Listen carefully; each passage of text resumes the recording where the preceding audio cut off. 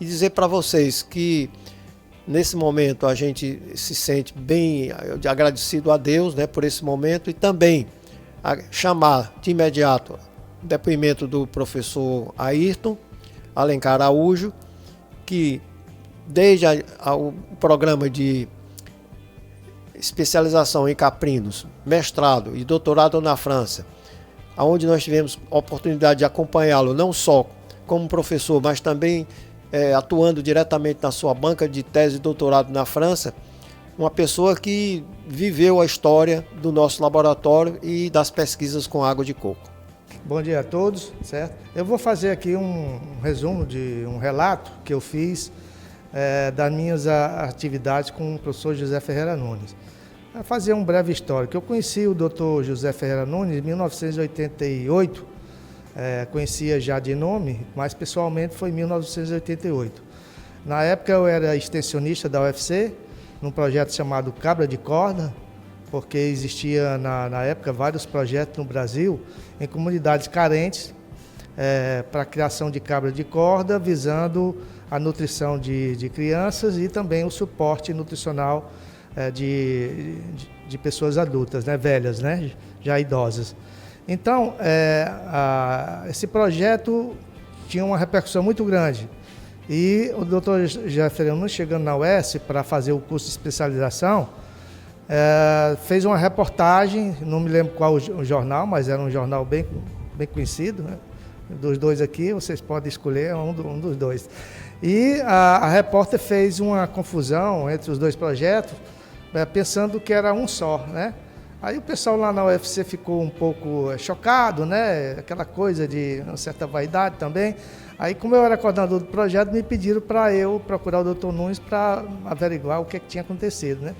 Ele me recebeu muito gentilmente, foi muito solícito comigo e explicou que a repórter fez uma confusão. Naquela época, os repórteres novatos eram chamados de foquinhas, né?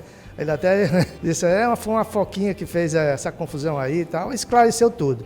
Daí, começamos a conversar, ele me levou aqui no laboratório, que tinha o pequeno laboratório, que foi justamente o embrião, né, que resultou em tudo isso aqui, né, e proliferou. E eu fiquei impressionado porque, como aluno de veterinária, eu nunca tive a oportunidade de ver espermatozoide, trabalhar com congelação de sêmen, com a reprodução, né, propriamente dita na prática, né. E ele, então, me viu, talvez, com um potencial aluno de pós-graduação, me convidou para se inscrever na seleção do segundo curso de especialização, isso foi em 1989. Aí eu fiz, ele foi meu orientador, foi o primeiro trabalho com congelação na água de coco com sêmen caprino, né? Eu me lembro, fazia 2 lavagens e tal, certo? O Dr. Nunes era como se fosse assim, o Sol e os planetas circulando ao redor dele, né, nessa época aqui, porque só tinha ele de orientador na área, né? Então todo mundo que vinha na produção era com o Dr. Nunes. Então eu tive a grande satisfação de ser orientado dele na especialização e já estava me preparando para fazer um mestrado até fora, pensando em ir para Recife. Ele chegou para mim e disse, você não vai não, venha cá. Aí ele me levou à porta, isso está na minha cabeça até hoje, a porta do laboratório e disse, olha para o campo que vocês jogam bola aí em frente. Isso aqui era um terreno baldio, certo? A gente limpou e fizemos um campo de futebol para bater pelada, eu, o doutor Vicente, os funcionários, acho que ainda tem funcionário aí, acho que jogou bola com a gente. E ele disse, eu vou fazer um grande laboratório e vou encher isso aí de mestres e doutores, nem que eu me lasque. Eu acho que nós nos lascamos juntos, né, doutor? É só na brincadeira, mais nada, né? Isso aqui realmente gerou... Doutor Nunes foi uma árvore frutífera, fértil. O que ele gerou de alunos, de pós e depois doutores. Por exemplo, quando nós chegamos aqui para fazer o mestrado, só tinha ele de doutor na reprodução. Ele teve que trazer gente da Embrapa, da UFC, para orientar junto com ele, porque não dava conta, né? Então, a ideia dele foi de mandar os professores que eram mestres para a França para fazer doutorado e depois voltar e implantar um programa de nível de doutorado. Isso tudo saiu da cabeça dele. Aqui é uma testemunha bem fiel, entende? E foram levados para a França, acho que 5 professores, se eu não me engano, voltaram já doutores e que deram continuidade a esse programa. Até na volta do Dr. Vicente, ele está ali, a foto dele como o segundo coordenador do curso do PPGCV, né? Do PPGCV. Então, o que realmente solidificou esse programa aqui foram os trabalhos inicialmente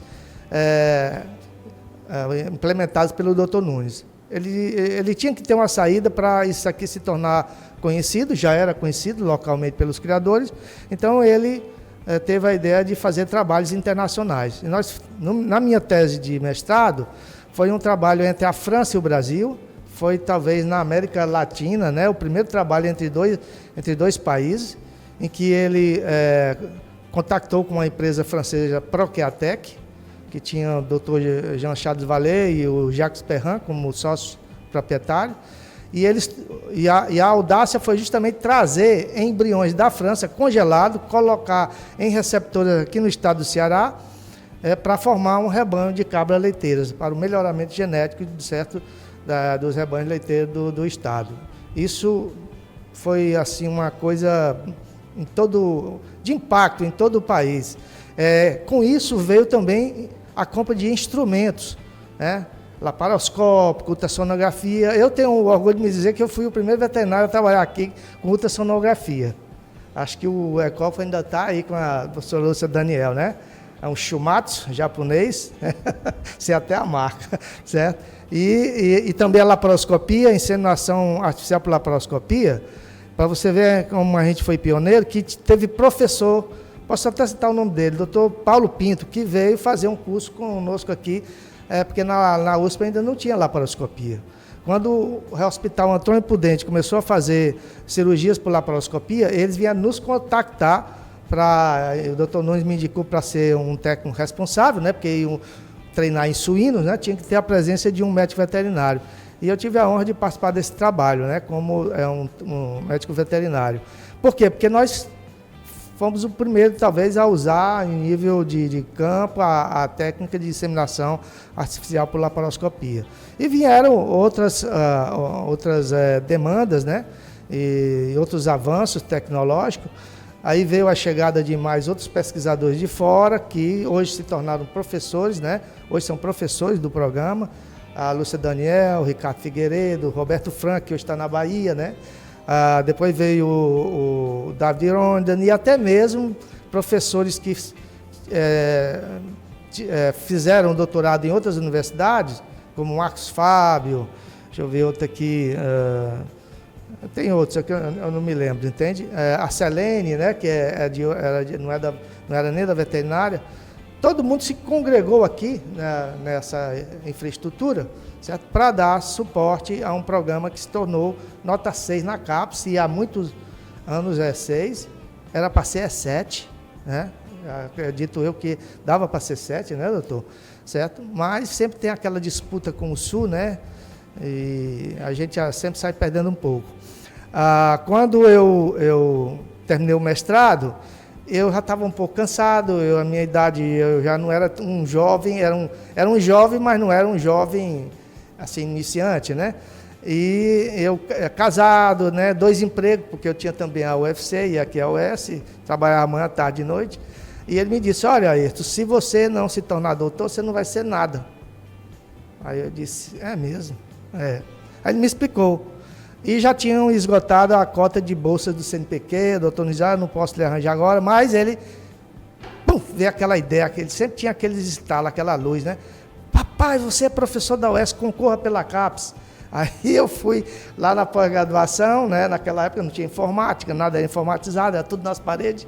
Aí eu vi seleção para a CAPES, entrei, perguntei à secretária, me deu o formulário, preenchi. Aí eu concorri, certo? Uma seleção para ganhar uma bolsa de doutorado pela CAPES, que é especificamente para professores. Isso aqui, tudo aqui, é graças a esse homem.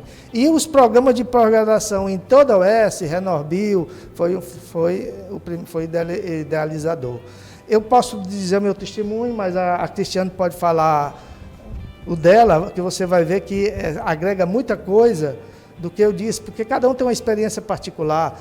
Eu queria citar aqui a doutora Gorete Flores Salles, que foi um braço direito também dele no desenvolvimento do JIP, né, da água de coco, na forma de pó também.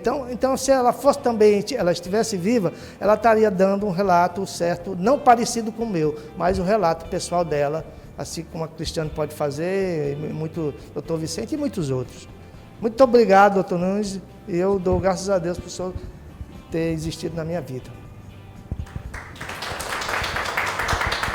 Bom, agradecer ao professor Ayrton, né, por esse depoimento histórico, né, agradecer porque muitas datas aí foram relembradas por ele, que a gente nem lembrava, e dizer para vocês da nossa satisfação nesse momento em ter o professor Ayrton como um grande colaborador.